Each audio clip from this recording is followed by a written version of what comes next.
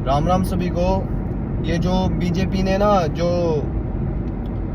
Text book में syllabus change किया ना, ये बहुत ज़्यादा अच्छा और बहुत ज़्यादा प्राउड डिसीजन लिया है। क्योंकि जब मैं पढ़ता था ना, जब मैं मतलब बहुत सालों पहले की बात होगी, हिस्ट्री पढ़ता था, तो उसमें बताया जाता था कि जो शाहजहाँ है उसने हिंदुओं के लिए या सबको एक नज़र से देखते थे। जितने भी मुगल अकबर है, जितने भी हो गए सब, और सब इन्होंने ना एक घंटा टंगवा रखा था अपने दरबार के बाहर कि कोई भी किसी भी टाइम उसको बजा सकता था, और ये जस्टिस देते थे उसको।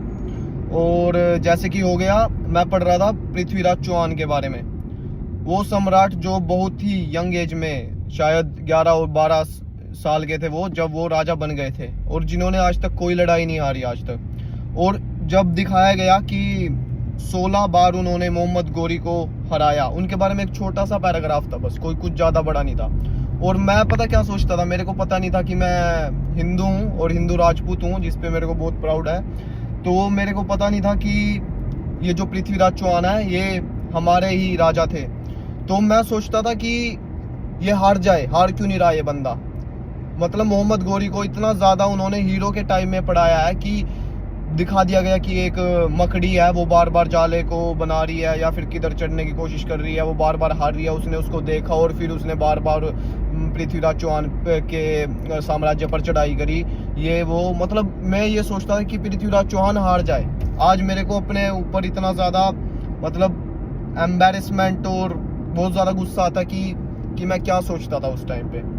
और दूसरा अपना ये कि शिवाजी महाराज, महाराणा प्रताप, इनके बारे में कुछ नहीं पढ़ा गया, वो बहुत कम पढ़ाया गया है। और अकबर, मेरे को आज भी मतलब इनका पूरा वो याद है, जो इनकी पीढ़ी है अकबर वाली, बाबर, हुमायूं, अकबर, ऐसे ऐसे करके नीचे नीचे पूरी याद है। लेकिन मेरे को आज तक शिवाजी महाराज के पिताश्री या फिर महाराणा प्रताप के पिताश्री, उनके दादा राणा कुंभा, राणा सांगा के बारे में बहुत कम पढ़ाया गया है। लेकिन एनसीईआरटी मतलब मुगलों को इतना बड़ा चढ़ाकर दिखाया गया है ना, जिसकी भी कोई भी मतलब सीमा ही नहीं है। मतलब मैं खुद सोचता हूँ कि ये हमारे देश के बारे में हमको क्या पढ़ा के गए हैं, क्या मैंने पढ़ा है। मतलब कांग्रेस ने मुगलों को इतना ग्लोरीफाई किया है कि कोई सोच ही नहीं सकता उस बारे में। ये एक हिंदू देश है, हिंदू इसमें मेजोरिटी में है, लेकिन फिर भी हम मुगलों का ग्लोरिफिकेशन पढ़ रहे थे उस टाइम पे। और आज भी मैं सोचता हूँ कि वो कितने महान थे। ऐसे ही कई रूलर्स के बारे में है, जैसे कि बाबर के बारे में पढ़ा गया कि उसने 4 लड़ाई लड़ी, चारों लड़ाई जीती। कैसे जीती, कुछ जीती, कोई वो नहीं है। लेकिन जो जीता, मतलब जो चाहे किस तरह से जीता हो, लेकिन उसको ग्लोरीफाई कर रखा है टेक्स्ट बुक्स में।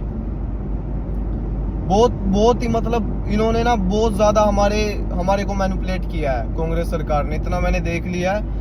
और अभी भी मैं सोचता हूँ कि मैं किन राजाओं के हारने के बारे में सोचता था। शिवाजी इतने महान व्यक्ति, छत्रपति शिवाजी महाराज, उनके बारे में छोटा सा पैराग्राफ पढ़ा गया है। लेकिन कुतुबुद्दीन ऐबक, इनके बारे में, और भी ये जो उसमें गन पाउडर एक्सप्लोजन में मरा था, क्या नाम था उसका, उनके बारे में बहुत ही ज्यादा मतलब डिटेल में पढ़ाया गया कि ये ऐसे थे, ये कितने महान थे।